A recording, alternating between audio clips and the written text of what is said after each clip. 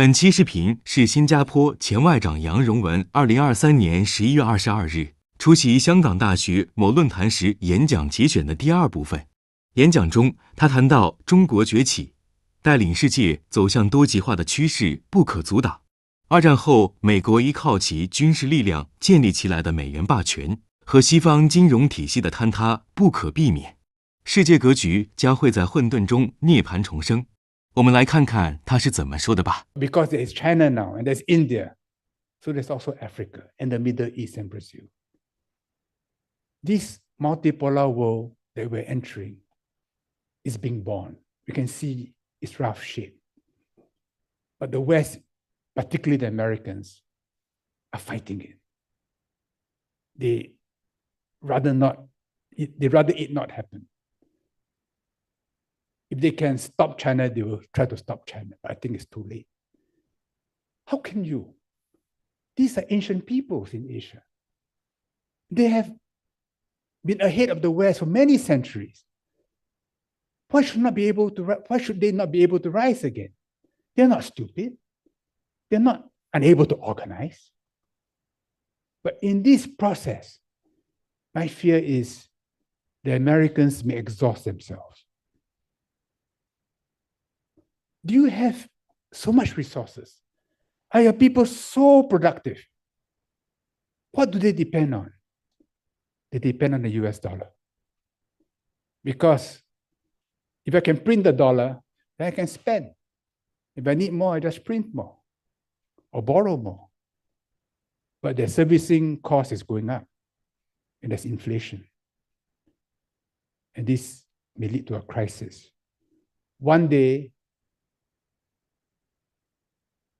with the way they're weaponizing the US dollar and the financial system, there'll be alternatives. The alternative will not be the renminbi. The alternative will be what the world has always been, which is a multiplicity of currencies and species. We'll go back to that kind of a world. It'll be a messier world. It'll be a harder world for financial analysts to commoditize products because you need cultural understanding. The idea that in an aircon room before a screen, you can move risks and do Black-Scholes and binomials and so on, price options. This is only possible in an Anglo-Dutch system where they have the military might to create a depoliticized system. That was not the world when overseas Chinese kept families alive in China in the dark years. Now, we will not go back to those dark years. But the world that we live in, the Anglo-Dutch system of international finance, I think will be fractured in a multipolar world. We are seeing it here and there. Each time there's a crisis, there's a breakdown, there are inefficiencies. Look at what happened after Russia moved into Ukraine. The expropriation of Russian assets, not owned by the government, but by private individuals. I define you as an oligarch and I seize your assets. In Venezuela, I no longer recognize Maduro, I recognize Guaido. So the Bank of England impounds Venezuelan gold. How can you do that? Will the Arabs still keep money in London and New York? Will the Chinese keep money in London and New York? So at some point in time, there'll be a break. This world that we live in, the certainties that we seem to enjoy, has specific historical origins. So before the Second World War ended, Roosevelt sailed across the Atlantic, into the Mediterranean, into the Black Sea, met Churchill and Stalin in Yalta. They drew lines on scraps of paper and divided up the world, the post-World War II world.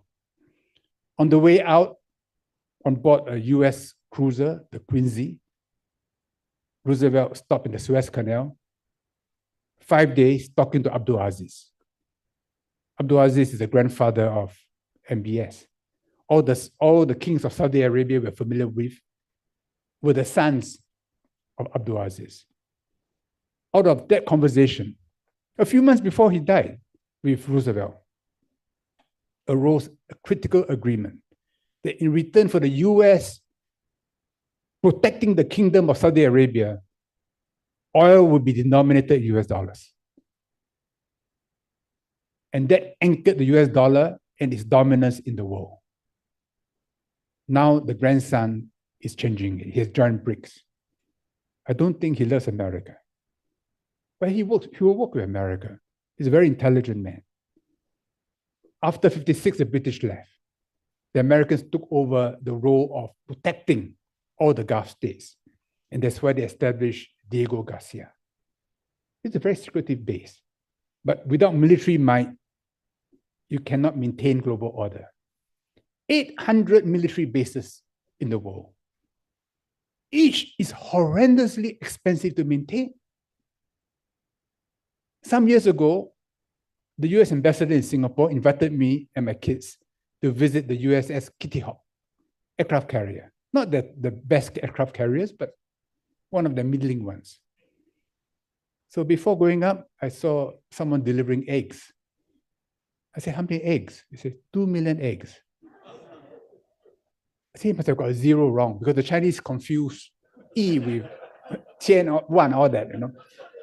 So I think he must have gotten it wrong. I thought about it. 5,000 sailors, average age 20, 21, 100 days at sea, 4 eggs a day. Yeah, that's 2 million eggs. And they're just eggs. You think about butter, milk, meat, everything. Ammunition, bunker. 800 military bases in the world. Who's paying for that? We are paying for that because we use the US dollar. It's a little tax on everybody in the world. And the US military is like a public good, keeping the peace in the world. But in recent years, it's clear that it's not a public good. It's a private good and increasingly being weaponized. So this great flywheel where the US military bases one day will come to a stop and the flywheel will turn the other way. And if the US cannot sustain this, the implications are more severe than the fall of Western Rome or the end of the Ottoman Empire or the decline of the Qing dynasty. Every part of the world will be affected. So this is some of the ideas that I reflect upon in musings, scattered in different parts of the book.